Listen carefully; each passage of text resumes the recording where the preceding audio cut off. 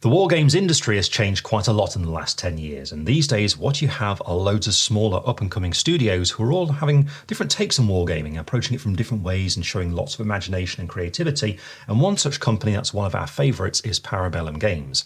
Now they make a game called Conquest, which is like a dark fantasy game. It's got a very distinct vibe about it and can be played in multiple ways, and it's also quite unusual in that it has lots of hard plastic miniatures.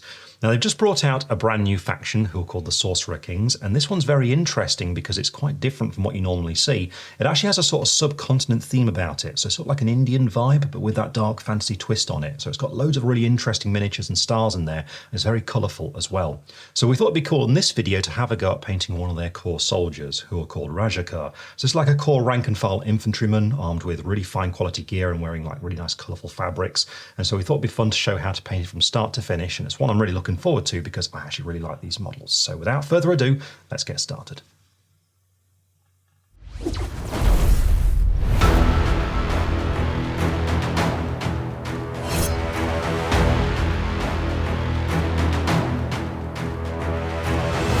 I've decided that I'm going to paint this miniature in the colour scheme that you see on the box, which is one that I really like. It revolves around this ochre coat with various other colours on top of it, like sort of burgundy for the sash and also some greens in there. So what I've done is go for an undercoat that's going to work well for that ochre mainly, because it's going towards yellow, so you want to make sure you get a good basis for it to take over the top. So for that reason, what I chose was Xandri Dust Spray from Citadel, and what we're going to do is actually start by painting all the metals surrounding this coat, because on these miniatures there's quite a lot of it. But once that base coat's been done, we can then return to these other colours and neaten up as we neatly block those in. So I'm going to start out with a darker silver, and I've chosen some Surcoat Silver for this, and to apply it, you just need a rough base coating brush. So I have a medium base coat brush here from Citadel. As usual, we just need to make sure the paint's thinned down with a touch of water, so not loads and loads, just a little bit to make sure it's nice and smooth. And with that prepared, it's then a matter of just blocking in all the metal parts on the miniature.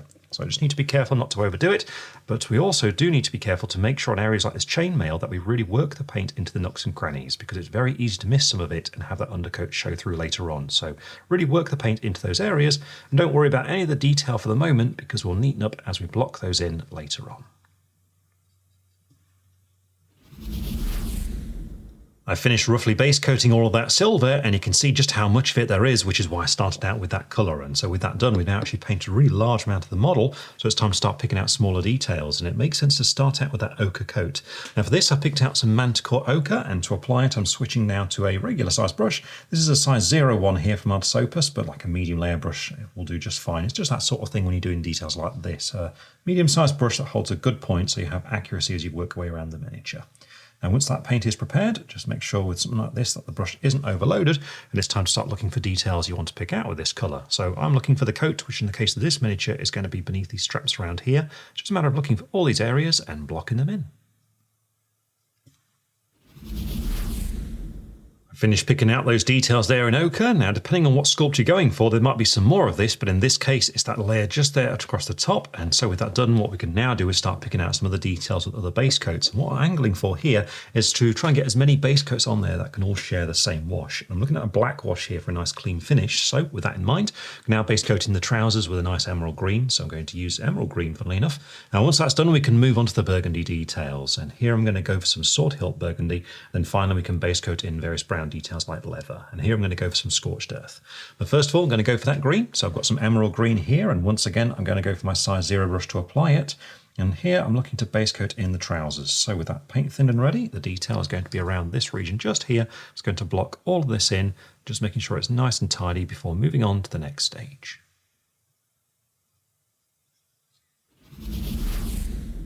Next up, it's time to base coat the burgundy details, and here I'm using some sword hilt burgundy. And first of all, we need to do the sash, so this part here just around the middle of the miniature, but also this one's got a feather on top of his helmet, so I'm going to get that with this colour too, which I think will nicely distribute this colour around the miniature, because there's one other part we need to get to, and that is going to be for the trim that goes around the outer edge of any mailed areas. So for example, just along here. And finally, it's time to move on to a dark brown. In this case, I'm using some scorched earth, and this is going to be for any leather details to begin with. So we're looking at things like straps. There's also going to be the boots and gauntlets, anything like that. Also, this is a great colour to paint the back of the shield, which I'm going to do here. So just looking at this flat region just on the inside there. And then finally, this is actually a very useful colour for any details that we just want to fade into the background that don't want them to stand out very much. So for example, we're looking at the inside of the male skirt down here, so details like that, and also the back of the male on the back of the head just in here. And there we are. With this stage reached, we can now apply a wash onto the miniature, because what we've been doing is putting everything on there that can use that black wash, meaning that's going to be nice and quick to get all that shading in on the miniature. So if you're painting units, this is a really efficient way of organising how you're going to paint the model, because it's really quick and really easy. So we need that black wash now, and I'm using Oblivion Black Wash. And to apply it, go for a large brush now. I'm using a medium shade brush from Citadel, because we want to get lots on the miniature here. So load up plenty on your brush and then start applying it to the model. And what we need to do is just paint it all over, working it into all the little details as we go along. Now you can see to begin with, it looks like quite a lot, but as I keep pushing it out from that starting point, it starts to settle to the the kind of strength that we want, really. So you can see I just keep on working away at it like that until it's about that sort of strength there in the middle of the body. Now on a model like this, do take care when you get close to any males, such as the ones that we got down here, because these links can get little air bubbles trapped in them. So once it's dry, what will happen is you don't get that black actually in the recess, instead silver shows through. So as you apply the paint to these areas, just poke it in to make sure to really work that paint into all those details as you go along.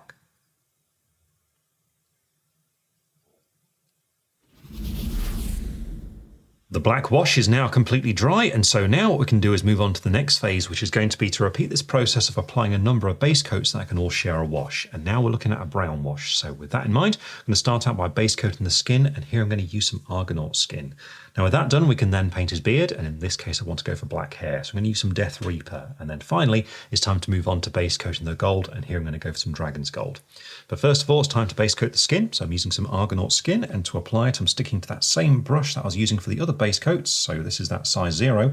All I need to do is get this thinned and ready and then apply it over his face. Now at this stage I'm not worried about the beard, because we'll pick that out later. So instead we're looking at his face around here and also his neck just in here.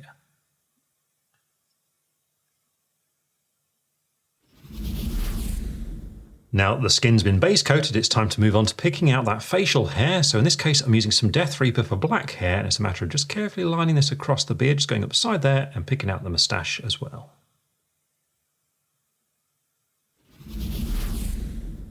And finally, it's time to pick out some decorations with a gold. So here I'm using some Dragon's Gold, and you can really do as much or as little as you like here, but I'm using my size 0 brush for this to pick out things such as the rim of the shield round here and a few of the designs on the armour, such as these swirls here on the breastplate.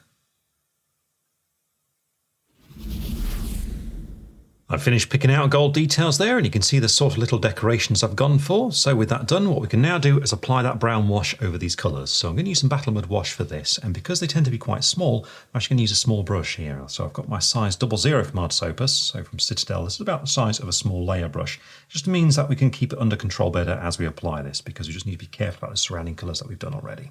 So when you load up your brush, just make sure you don't have too much on there, and then you can start picking these features out. You can see the advantage then as we go in for areas such as these gold details here, where I can just concentrate it and get it over those decorations there like that.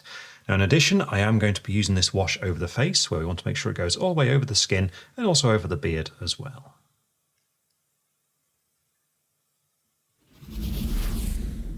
And here we have the model with that brown wash completely dry, and at this stage things will look a little bit murky because of those washes, but don't worry about that, because we are going to clean it up as we move into the layering phase shortly. But before we do so, what we're now going to do is just concentrate on finishing off the face to add a lot of carriage to the miniature. It's something I always like to do at this stage, because it really feels like you're pushing forward to completing the model, so it's a useful little thing to help you get over the line and really bring the model to completion.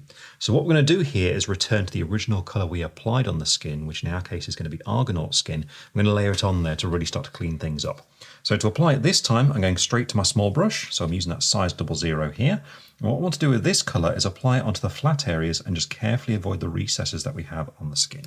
So once your paint's thinned and ready, we can start looking to do that. And you can see here, we've got the face just in here where we want to pick out raised areas such as the nose, just going a little bit down the side of it, but skipping past that recess where it meets the cheek just there, and then carrying on again, just picking this area around. So in this way, we're just re-establishing this colour and just cleaning things up.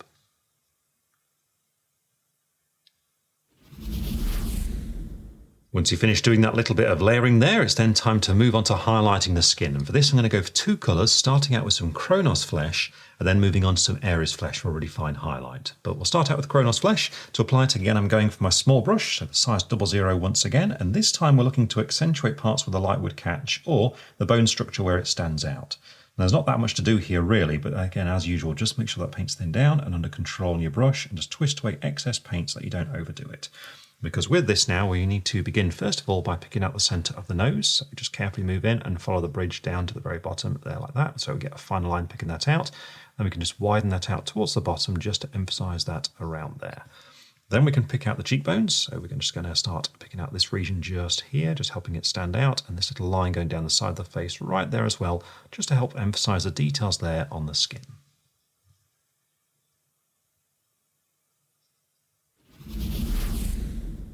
Once that's done, we can then move on to a finer highlight with a lighter colour. So here I'm using some Ares flesh, and with this we just need to really hone in on those parts that are going to catch the light the most. So just the tip of the nose, so right there, and the top of the cheekbones.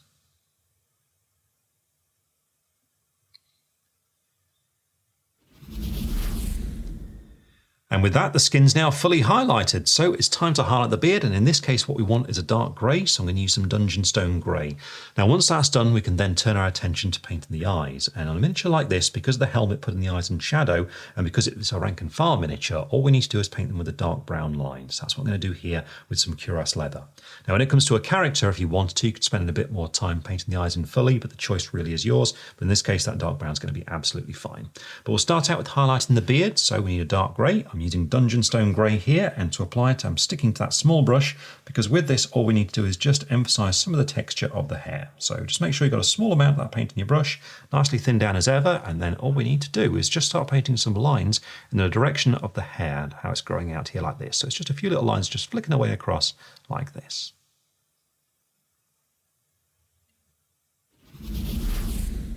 Once that's done, it's then time to move on to that dark brown. So here I'm using cuirass leather to paint in the eyes, and just make sure you thin it down so it's a little bit inky, making sure as well not to have loads in your brush so that you retain that fine point. And all you need to do is just brace your hands and carefully move in and just line in just a little line here to represent the eyes.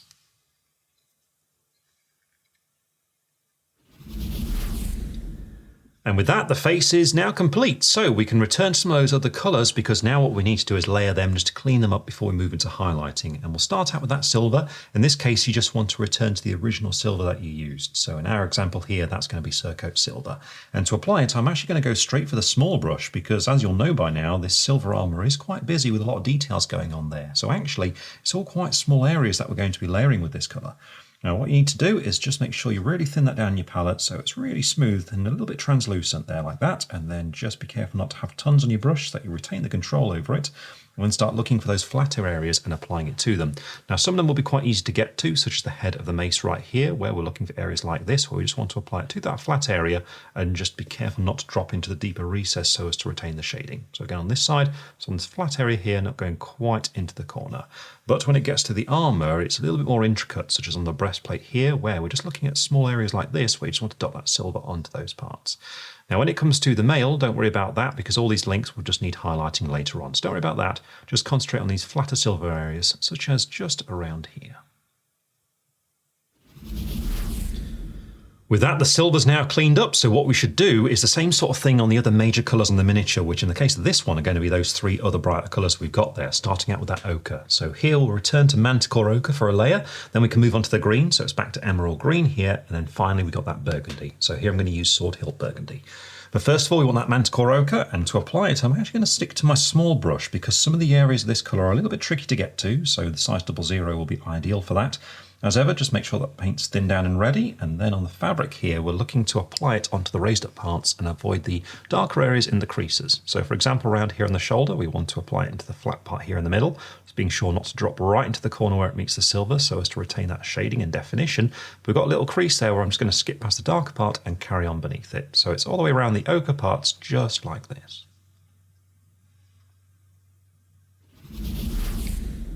Now that's done, we can repeat this process on the green, so it's down to the trousers here, and once again I'm using emerald green with the exact same technique where I'm looking for flatter parts such as this bit here in the leg, and then where it darkens down from the wash, just skip past it and carry on again on the other side.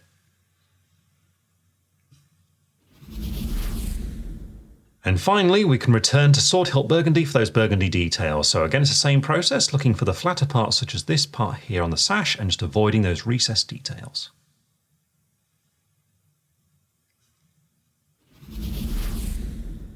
And with that, the layering phase is complete. And at this point, if you wanted to, you could base pull the miniatures in your unit, and when they're on the tabletop, they're going to look fantastic at this stage. But if you really want them to pop, what you can do is highlight them, which is entirely optional. If you choose to do it, what I recommend you do is start out with the silver, because it's a really major colour on these models. Now for this, what I'm going to use is a bright silver. I've got some mithril blade, and with it, what we want to do is accentuate all the parts that stand out. So we're looking at edges and corners, really. So what you should do on your palette is just make sure you thin this right down with a small brush. I'm using my size 00 once again. You want it to be really nice and smooth and a little bit translucent, and then really importantly, make sure you don't have loads in your brush. See, I'm just removing excess paint there on the tissue, loading up a small amount fresh, and this way it doesn't appear there's much paint on the brush, but there's just enough for what we need to do here. Because first of all, on the plate or armor areas, we're looking for edges and corners, such as on the breastplate just here, where you can use the side of your brush, just skim along and just pick out that edge there like that. Now you won't always be able to reach it with the side of the brush, such as this part down the side here. So in this case, just angle the model so you're looking straight at it and just go in a downward motion like that. Just changing the angle of the model as you need to, because this way this motion is a nice natural one and it's easy to get those edges. Now when it comes to a model like this, there are a few textures that stand out. In particular, we've got things such as the chainmail. In this case, just make sure you remove excess paint off, and I like to use just the back of my thumb there like that, and then just lightly brush across, and this way you'll just pick out that texture of the links, and it's really quick and easy to do. Now a similar thing to think about here is going to be the designs on the shield, which are actually quite fine. So in the case of this sort of thing, again, I just make sure I don't have much paint on my brush, approach it with the side quite flat to it and just gently skim along, just to pick out those raised corners and edges.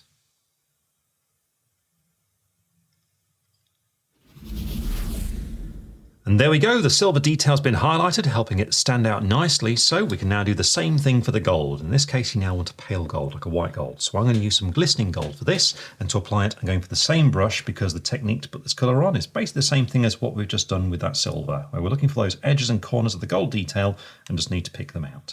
So once we've got that paint prepared in the same way, it's a matter of looking for those features, and when it comes to ones that really stand out, such as the rim of the shield, nice and easy to again use the side of the brush just to skim your way around to get a sharp highlight on that area. But there's also the finer parts, such as the swirly designs that we got on the front here. In this case, just brace yourself so you're nice and steady, carefully move in and just use the tip of your brush just to pick those details out. And with that, all the metallics are now complete. So all we need to do is to highlight those fabrics and the leather to finish off the miniature. So we'll start with the fabrics, beginning with that ochre. In this case, I'm going to be using some Cerberus brown, and then we can move on to highlighting the green trousers. And here I'm going to go for some green beret.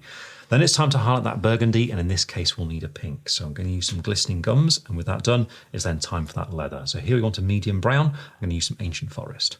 But we'll start out with the ochre first of all. So I'm going to be using some Cerberus brown here, and to apply it, I'm once again going to go for my fine brush, so down to the size 00 once again. And with this, we just need a small amount of this paint ready, and then it's time to start looking for areas where the fabric really stands out, so creases and things. So for example, look at this part going down the side of the body just here. We're looking for where the light would catch on that crease, and we just need to apply a small amount of this colour along that area just to emphasise it and help it stand out.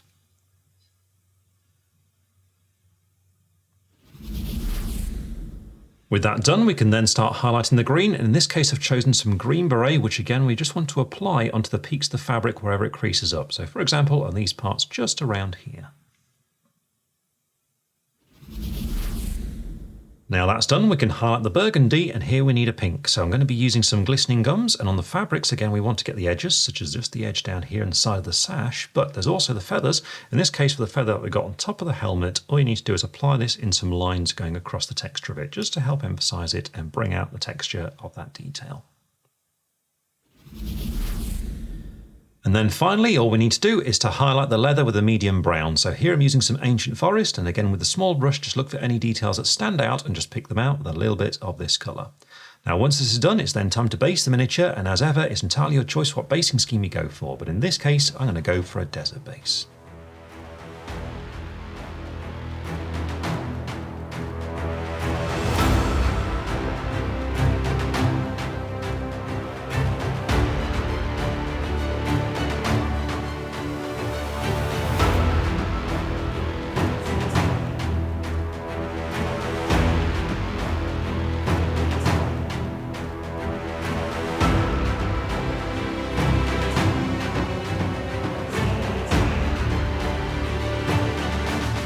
And with that base now fully painted, this Rajakur soldier is complete and ready to go to battle in the name of the Sorcerer Kings. So as you've seen, painting a model like this is actually a lot of fun because you get to use some really nice and somewhat unusual colours, but also it's a really great model for painting in unit painting style. And so for something like this, a great way to do it is to look for as many colours as possible that you can base coat onto the miniature and then wash them in one go with one colour, then start picking out finer details from there. And if you can do it like this, you'll find you'll paint a regiment before you know it. So have fun painting your Rajakur, and we'll see you again very soon.